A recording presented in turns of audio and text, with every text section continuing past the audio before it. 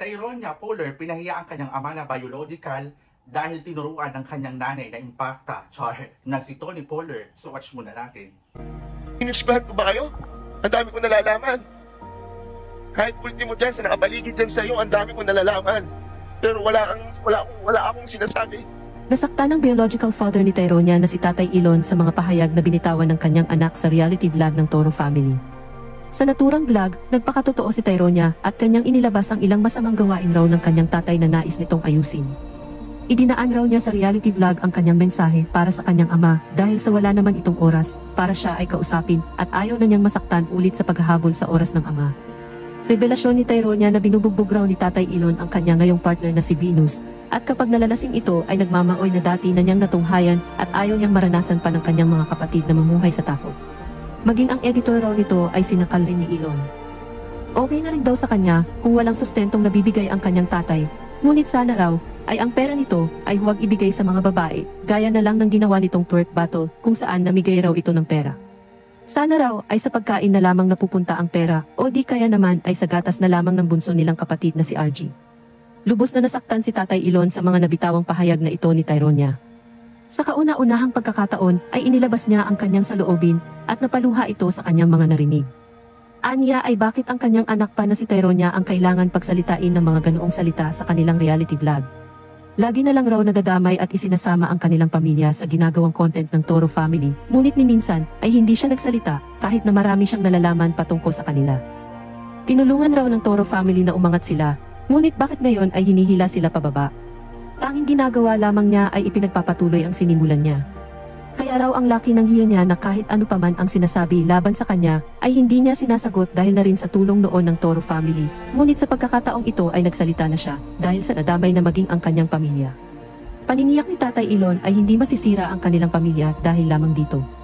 Nilinaw niya na hindi sa kanya ang perang ginamit sa twerk battle, at aminado siya na naging touchy na siya sa dulo ng event, dahil sa lasing na siya sa panahong iyon.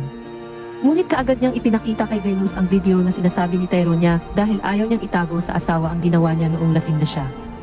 Pinabulaanan din niya ang paratang na binubugbog niya raw ang kanyang partner. Anya ay kung totoo ito ay sana matagal na silang naghiwalay. May mga pagkakataon na nagkakaroon ng away, kagaya ng mga normal na pamilya. Ngunit hindi raw umaabot sa pisikalan. Aminado siya na nagkakamali siya, at hindi siya perpekto, ngunit mahal niya ang kanyang asawa. Time for the reaction. Magre-react ako dahil may social responsibility ako at ako ang inyong pambansang sawsawero with a heart.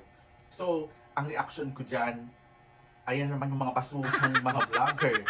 Ang Toro family na mga sinungaling. At syempre si Tony Polar, in the name of money, di ba ginagamit yung anak? Nakakaawa ka, girl, dahil hindi ka nakokontento sa pera mo, pati anak mo, tinuturuan mong maging impacta, na maging mana sa'yo. Alam mo, to be honest, may kilala akong ganyan, ayoko lang magbanggit ng pangalan. Pero bakit ganun, no? May mga magulang talaga na kahit mali na yung ginagawa ng mga anak nila, okay lang. Tinuturuan pa nila, kaya di ba lalong sumasama ang mundo. Hindi ko sinasabing perfect ako, pero bakit po may mga ganung nanay, no?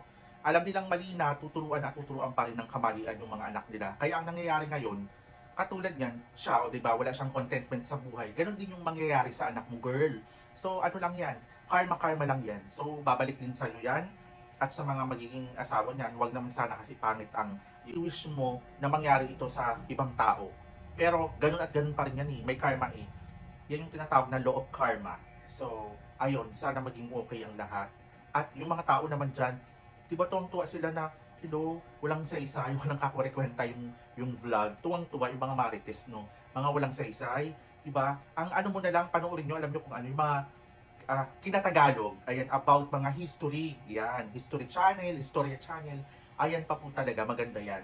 Sa kayo man ang bibigay ng payo, katulad ko, char, yung mga ganun, tagapagtimbang ng maayos, nakakapagbigay ng tamang kaalaman, nakakapagbigay ng sa inyo ng payo, yung mga tipong ganun, pero mga ganyan na walang kakurikwenta, alam nyo naman mga scripted, bukod sa scripted, ang pangit, diba?